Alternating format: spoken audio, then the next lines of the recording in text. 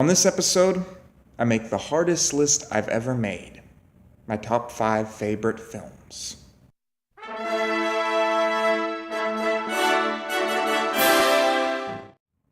I have just one thing to say to you all. Puppies! Okay, I'm gonna try to steal the slipper from the ferocious beast. All right. No, he's got his paw on it. Oh no! Oh no! Ah! Okay, I'm all right. I'm okay. Just back away slowly. Slowly.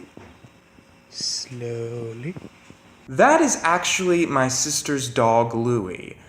He's about 3 months old now, and he's surprisingly good for being so young. He doesn't like jump in mud puddles or bark or anything. And I thought I'd just go ahead and show you all that in case you were having a bad day. But it doesn't really have anything to do with the subject at hand, which is movies. Now, I'm not going to deny this was a rather hard list to make. It really came down to 4 films. And all of those films were considered for the number 1 spot, but I finally had to settle on one. And I guess the best way for me to begin is by starting with one of my favorite films of all time, certainly one of the most heartfelt films, and that is The Artist. The Artist is one of those films that I feel like that if you have any decency in your heart, you should like it. I mean, it feels like almost a sin not to like this movie, but if you haven't watched it, about this guy by the name of George Valentine. And George Valentine comes from the silent film era, and the talkie film era is coming in, and he loses his job, he loses all his money, and he becomes depressed and considers killing himself. And I'm not going to spoil the ending for you all, but it's definitely a very heartfelt film. It has great directing. I really like the acting of the main character. And the only thing I'll say about it is that it is a black and white film, and it is silent. So if you don't like that kind of stuff, this might not be for you. But honestly, I don't really see what the big deal is. I mean, it really didn't distract me at all from the story. And I think the story is so good that it doesn't really matter that it's silent or black and white. It could be anything, and it would still be a lot of fun to watch. It's a Wonderful Life. A lot of people consider this film to be overrated.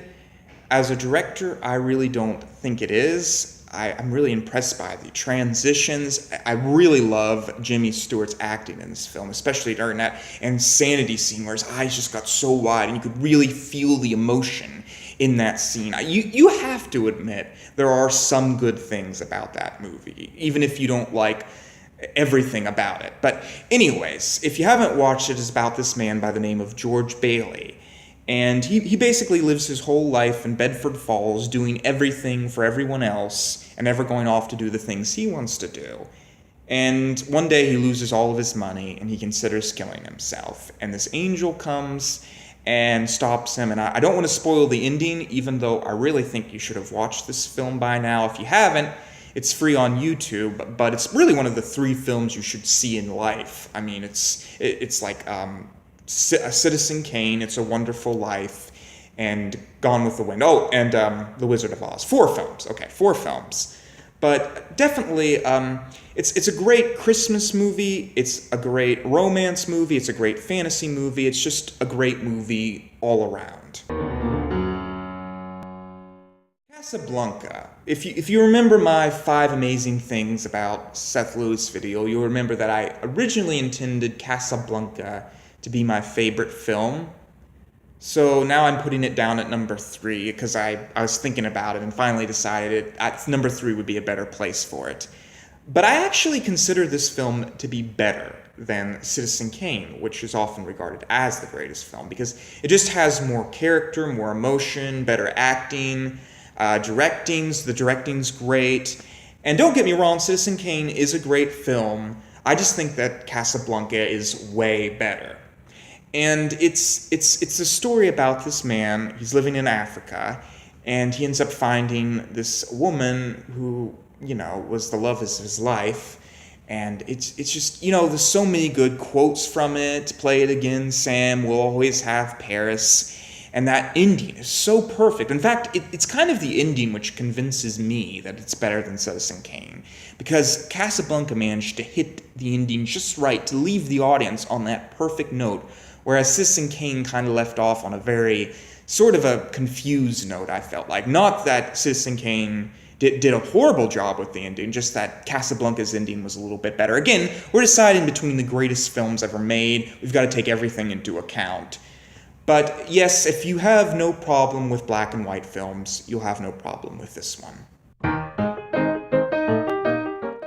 Unlike most of the films on this list, I can't come up with anything wrong to say about Modern Times. I remember leaving the movie, just going and like washing my hands. I'm like, wait a minute, that was the greatest film I've ever seen.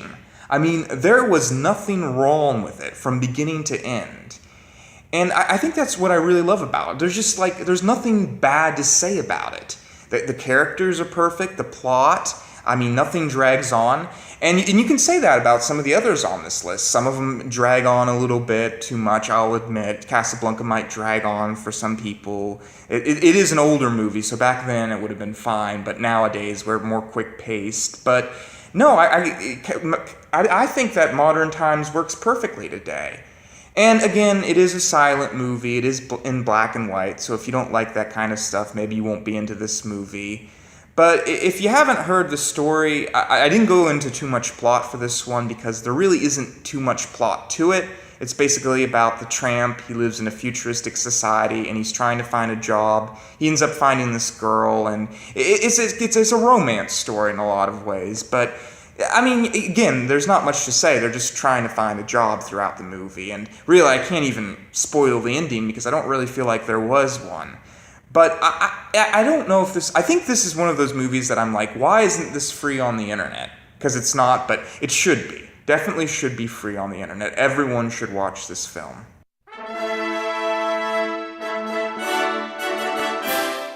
The Lord of the Rings trilogy. Maybe one of the reasons I'm putting this at number 1 is childhood nostalgia, but I honestly don't think so. I think it's just because it had such significance it just has such power, this film. I think that's the best way to describe it. You know, it was a film that really showed you what films could do.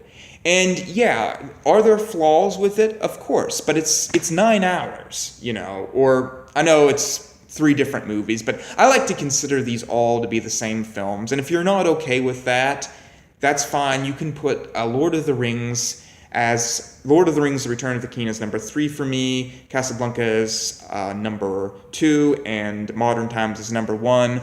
But for me, The Lord of the Rings should be considered a whole entire film, because I just feel like there's that spirit to it, and that was how the original books were intended to be. But I don't think I need to explain this one too much, because I explained the plot in my top 5 favorite books, and it's the same there. The films actually follow the books very well, much better than I would have ever thought they could do. And really, I think all of you have probably watched these films, but if you haven't, definitely watch them. You will have fun with them, I guarantee you. So those are my favorite films, and you know what? Let's just end off with some more puppies. Why not?